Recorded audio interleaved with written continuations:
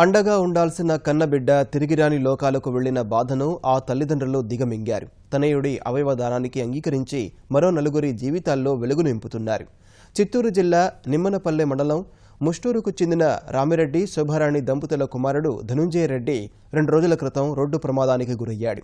చికిత్స తర్వాత brain dead అయినట్లు స్విమ్స్ వైద్యులు తేల్చారు. తల్లడిల్లిన తల్లిదండ్రులు అంత బాధల్లోనూ అవయవదానానికి ముందుకు వచ్చారు. అవయవాలను సేకరించిన వైద్యులు వేర్వేరు ప్రాంతాలకు తరలించారు.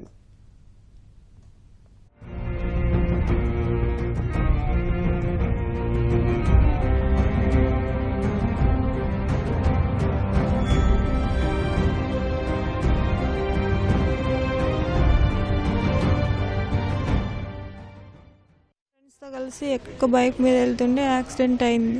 అట్లా హాస్పిటల్కి తీసుకొచ్చారండి. మేము వచ్చేపాటికి బ్రెయిన్ డెడ్ అయిపోయింది. మీ అబ్బాయి మీకు తిరిగి రాడు, ఏ హాస్పిటల్కి తీసుకుపోయినా ఇంతే అన్నారు. మాకు అనిపించి మేమే ఇంకా మా అబ్బాయి మాకు ఎలాగూ లేడు, మా మాదిరి ఇంకా ఉండేవాళ్ళు బాధపడకూడదు, మా అబ్బాయి ఎలాగూ మాకు దూరం అయిపోయినాడు, ఉండేవాళ్ళు వాళ్ళన్నా కొంచెం ప్రశాంతంగా ఉంది అని. మా అబ్బాయి మాకు దూరం అయినా పక్కన ఆడో బతుకుతున్నాడు అని సంతృప్తి ఉంటుందనే ఉద్దేశంతో ఇలా చేస్తున్నాం. 3 అవయవాలు, ఒకటి గుండె పోర్టిస్ మలర్ చెన్నై హాస్పిటల్, రెండవది liver Manipal hospital Vijayawada, 3 kidney Narayana hospital Nellore, రెండవ కిడ్నీ స్విమ్స్లోనే ట్రాన్స్ప్లాంట్ చేస్తారు.